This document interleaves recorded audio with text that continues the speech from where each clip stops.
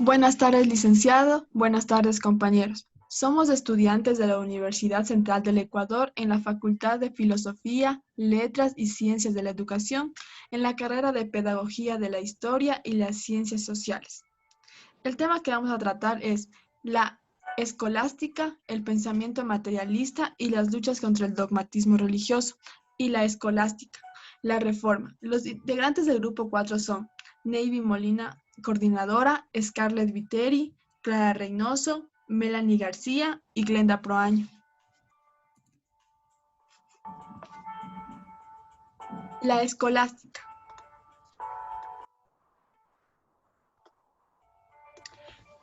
Fue el principal movimiento de las escuelas y universidades medievales de Europa.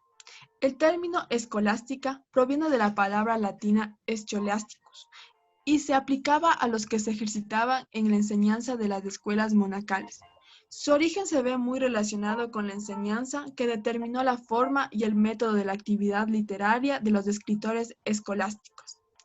La conexión de la escolástica con la docencia no es un hecho accidental, ya que su problema era el de llevar al ser humano a la comprensión de la verdad revelada, y esta era una cuestión de educación y de formación.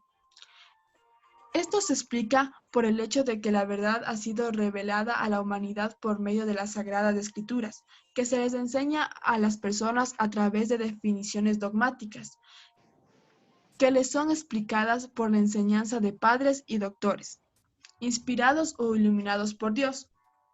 Es por esto que se dice que se trata de una obra común más individual, ya que como manifiesta Avagno en 1965, se trata de una obra en la cual el individuo particular no puede ni debe confiar solamente en sus fuerzas, sino que debe recurrir a la ayuda de los otros, especialmente de aquellos a quienes la Iglesia misma reconoce particularmente como inspirados y sostenidos por la gracia divina. El recurso de la autoridad es la manifestación típica del carácter común superficial de la investigación escolástica.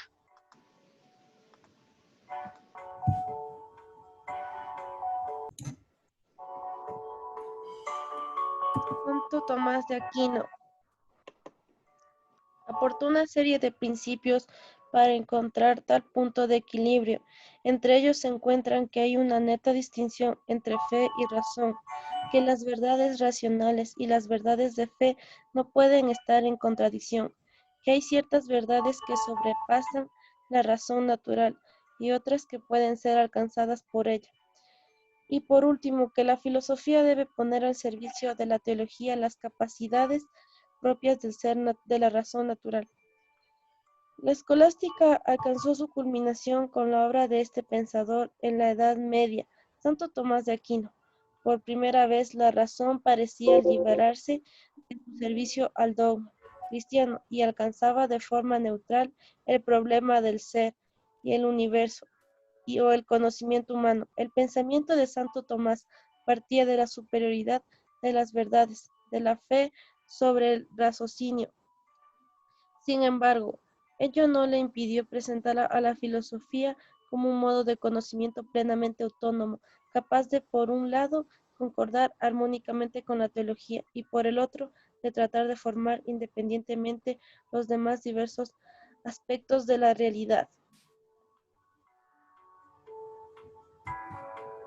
Pensamiento materialista. La, la materia es una producción suya, es decir, una apariencia, algo subjetivo, puro idealismo. Pero si lo primario es la materia, entonces el espíritu no es sino su máximo producto. Pero producto, en fin de cuentas, y por consiguiente, materia, como dice Lenin. La sensación, el pensamiento, la conciencia es el producto supremo de la materia organizada de un modo especial. Según el materialismo dialéctico, el realismo tomista es un idealismo. No nos hagamos problema de las palabras realismo. Viene etimológicamente de res, cosa, pero fundamentalmente cuando decimos real expresamos aquello que tiene ese, aquello que participa del ese.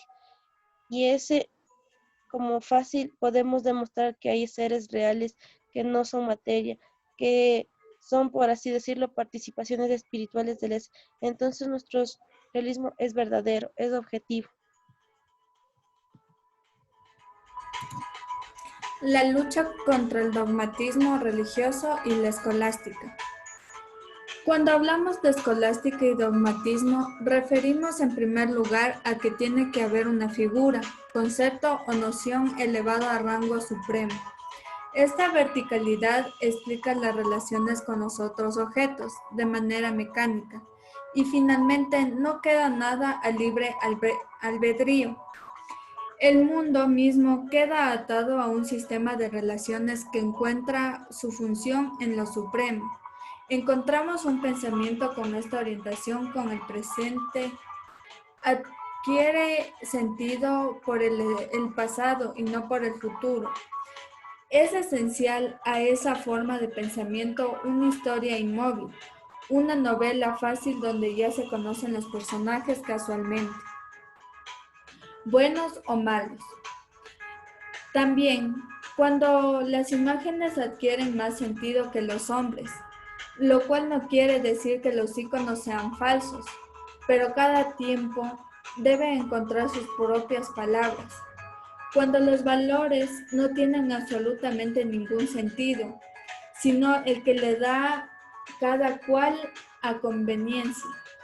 Cuando una sociedad no tiene un ágora donde confluyan las ideas. Cuando la cultura y el arte se repiten con palabras vacías y obras que no dicen nada al individuo. ¿Qué es el dogma? Un dogma, en su significado más común, es una supuesta verdad absoluta que no necesita ser sujeta a prueba de veracidad, no acepta críticas ni réplicas, no necesita fundamentarse y está sostenida posiblemente por alguna autoridad indiscutible. Como puede ser una institución, una supuesta deidad, un gurú, maestro espiritual, etc. A pesar que el término está popularizado en el ámbito religioso, ya que dogmas son aquellas verdades directamente reveladas por Dios y reconocidas por la Iglesia que constituyen objeto obligado de fe para los creyentes. La palabra puede servir para otros tipos de ideas, no necesariamente religiosas. La estructura de pensamiento dogmático es más o menos la siguiente. Existe un conjunto de verdades fundamentales acerca de algo. Yo, dogmático, las conozco. Esas verdades no exigen justificación racional. No pueden ser criticadas ni reformadas, es decir, no progresan. Por más que sean demostradas equivocadas, no las voy a abandonar. Para que el mundo sea mejor, todos tienen que aceptarlas. Quienes no las acepten están inexorablemente equivocadas. La estructura de pensamiento dogmática. En esta estructura de pensamiento, las ideas casi están sujetas a la imposibilidad de reformarse o de racionalizarse. Y este tipo de pensamiento puede aplicarse a cualquier conjunto de ideas, ya sea políticas, económicas, filosóficas, pseudocientíficas, espirituales, religiosas, etc. Mantener esta estructura de pensamiento conlleva obvias consecuencias. Un dogmático no necesita debatir, cree tener la verdad absoluta sin necesidad de revisión.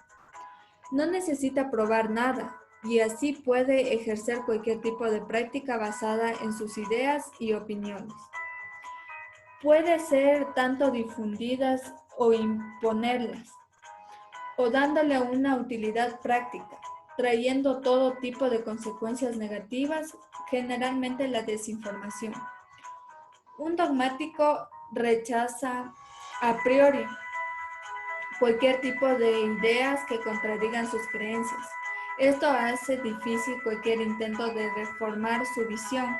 Muy difícilmente se puede salir de esta estructura de pensamiento totalmente ajena al pensamiento crítico. Por esto, es una importante responsabilidad intelectual la lucha contra él. Escepticismo filosófico. Esta creencia abunda en el escepticismo filosófico, una corriente que afirma que no existe la verdad, que no hay certezas, que no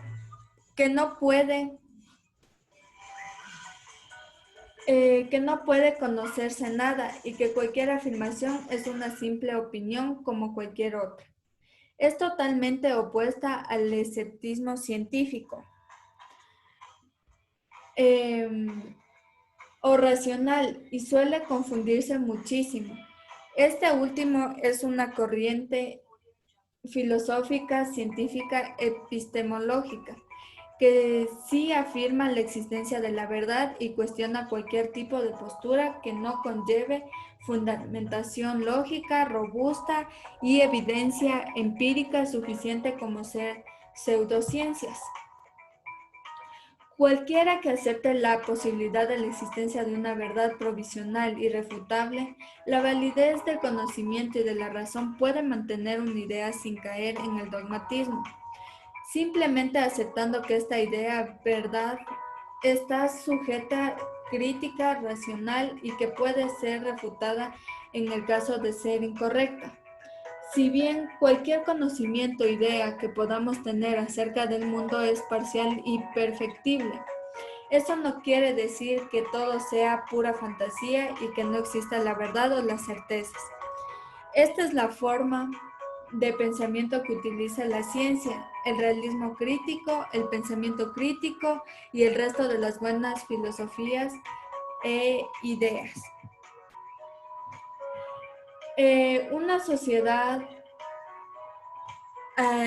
sociedad dogmática habrá y hay despotismo, abusos, estancamiento intelectual, visiones del mundo irrealistas y distorsionadas, y muchas desgracias más que recuerdan a cómo se vivió en la época llamada oscura de la humanidad, época denominada en absoluto por los dogmas religiosos y políticos. La Reforma.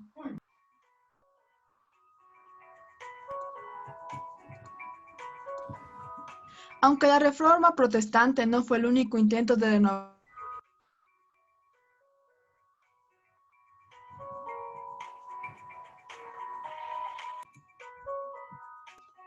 la Reforma. Aunque la Reforma protestante no fue el último intento de renovar la Iglesia en los tiempos humanistas del Renacimiento, sí ha sido un acontecimiento significativo y coyuntural, tanto en la historia de la humanidad como por supuesto en la de la Iglesia, en cuanto generó la segunda gran división del cristianismo. Por esta razón, trataremos con gran atención en lo seguido de gran división del cristianismo. Por esta razón, trataremos con gran atención el seguido artículo. En primer lugar, el hecho de la Reforma en sí mismo, su figura representativa en Lutero y en el devenir del estudio sobre él, y en segundo lugar, la expansión de las ideas reformadas de Lutero, después de su muerte por medio de grandes figuras como Calvino. Con el final de la Edad Media y con el surgimiento de la nueva época, tiene una relación indiscutible Martín Lutero. El movimiento de la Reforma puesto en marcha por él, significará el advinamiento de un nuevo paradigma en el cristianismo, como se ha dicho, que ha tenido consecuencias trascendentales no solo para el mismo cristianismo y para la Iglesia, sino también como factor descendente de la modernidad.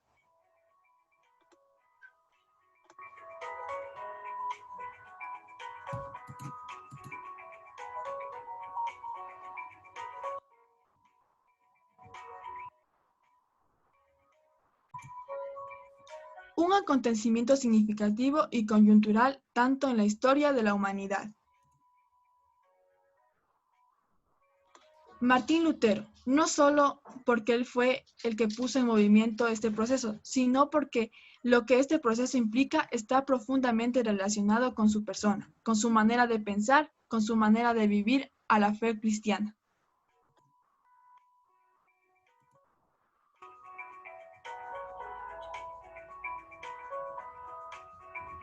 Prácticas de indulgencias penitencia y la penitencia pública.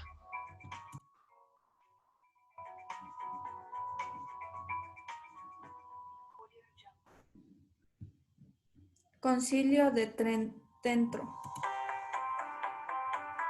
Paz religiosa de Augsburgo.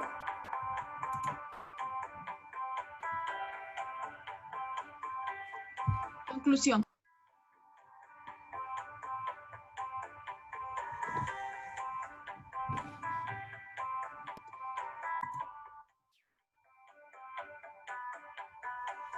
En conclusión, la escolástica quiere llegar a que el ser humano pueda comprender la verdad revelada y que en cuestión de educación fue el principal movimiento en las escuelas y universidades medievales de Europa.